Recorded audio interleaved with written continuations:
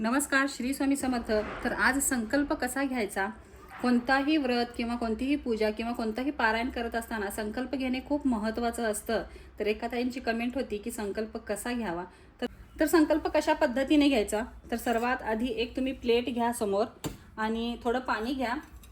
आपल्या डाव्या हाताने उजव्या हातावर 3 वेळा पाणी घ्यायचं आणि 3 वेळा पाणी जेव्हा आपण घेतो तेव्हा केशवाय नमा म्हणून पण ते पाणी घ्यायचं, परत माधवाय नमा म्हणून ते पाणी प्यायचं आणि गोविंदाय नमा असं म्हणून 3 वेळा ते पाणी आपल्याला पिऊन घ्यायचं आहे। त्यानंतर परत थोडं पाणी आपल्याला एक चमचाभर म्हणजे एक पळीभर पाणी आपल्याला घ्यायचं आहे। घेण्यासाठी आपल्याला तांदूळ, हळदी, कुंकू आणि एक फूल पाहिजे आहे। तर कशा पद्धतीने संकल्प घ्यायचा, तर सर्वात आधी आपल्या हातावर पाणी घ्यायचं आहे। त्या पाण्यामध्ये आपल्याला थोडं हळदी, थोडं कुंकू आपल्याला टाकायचं आहे। मग थोड्या अक्षता टाकायच्या आहेत त्या हातावर आपल्याला आणि एक फूल ठेवायचं आहे।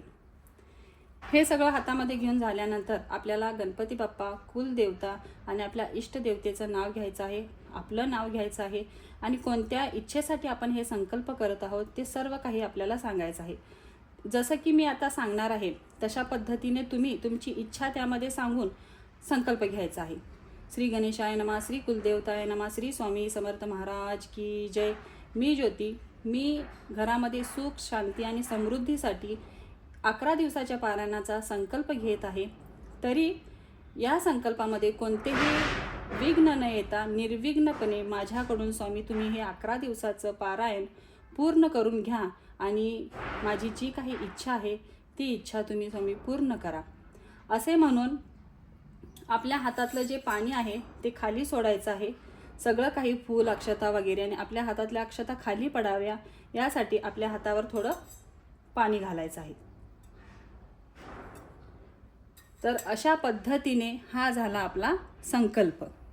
तर अशा पद्धतीने संकल्प घेतला जातो। संकल्प घेण्याआधी आपल्या कुलदेवतेचं नाव, आपल्या इष्टदेवतेचं नाव घ्यायचं असतं आणि मग आपलं नाव घ्यायचं असतं, आपली इच्छा व्यक्त करायची असते आणि त्या इच्छेसाठी मी 11 दिवसाचं पारायण करत आहे आणि ते पारायण निर्विघ्नपणे स्वामी तुम्ही माझ्याकडून पूर्ण करून घ्या आणि माझ्या इच्छा पूर्ण करा।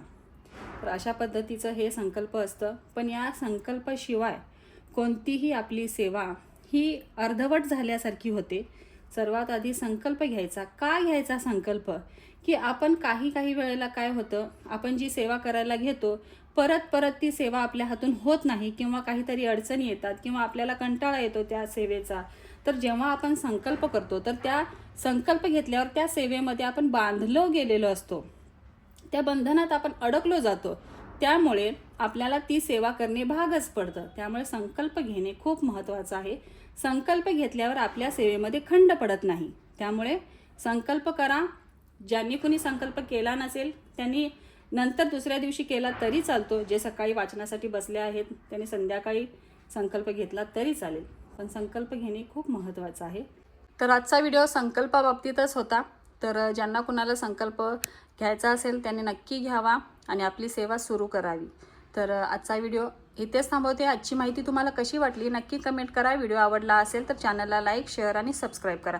जर तुम्हाला आणखीन काही शंका असतील संकल्पाबद्दल, आणखीन काही माहिती विचारायची असेल तर तुम्ही कमेंटमध्ये विचारू शकता। सर्वांना श्री स्वामी समर्थ।